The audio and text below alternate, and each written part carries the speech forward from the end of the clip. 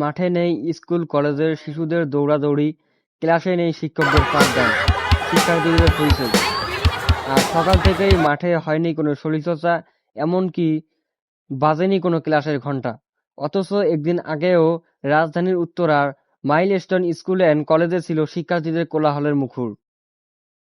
মঙ্গলবার সকাল 9:30টার দিকে এই স্কুলে গিয়ে দেখা যায় শিক্ষার্থীদের অনেকেই ওই অভিভাবকদের নিয়ে প্রিয় শিক্ষা প্রতিষ্ঠানে এসেছে। ছাপ অনেক চুপ করে ভবনটি দিকে তাকিয়ে আছে।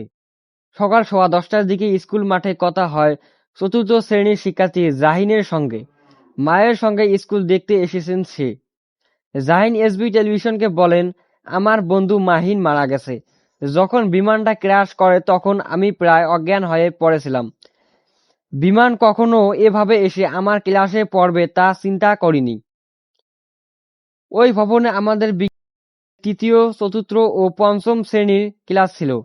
পাশে প্রিন্সিপাল স্যার ও টিচার্স রুম ছিল।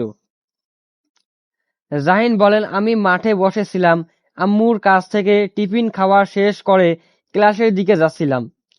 2-1 পা এগোতেই দেখলাম বিমানটা আমার ক্লাসে ঢুকে গেল। ক্লাসে তখন 11 জন ছিল।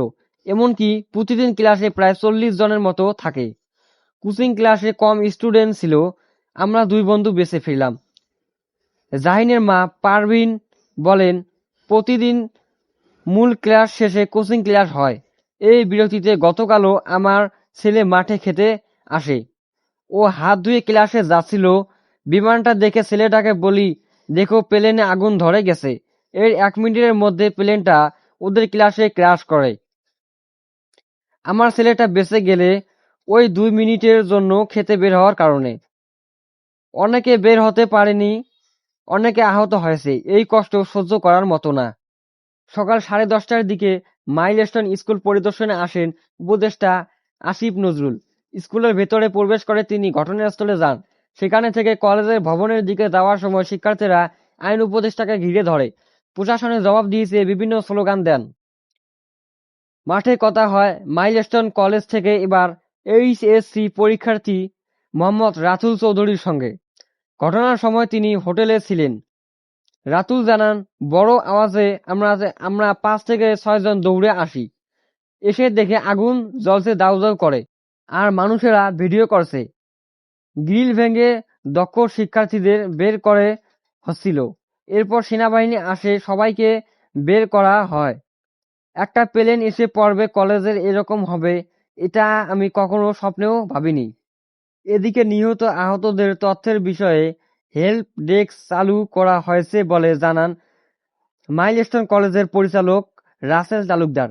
তিনি এসবি টেলিভিশনকে বলেন, 1 নম্বর ভবনের নিচে সংক্রান্ত হেল্প ডেস্ক খোলা হয়েছে। শিক্ষকরা সেখানে তথ্য হালনাগাদ করছেন, অভিভাবকরা সেখানে তথ্য দিচ্ছেন এবং নিচ্ছেন। রাতুল তালুকদার আরো বলেন, আমাদের অনেক শিক্ষক শিক্ষার্থী নিহত হয়েছেন, অনেকে আহত হয়ে হাসপাতালে চিকিৎসাধীন অবস্থায় আছেন। SB television, Dhaka Uttara, milestone school and college.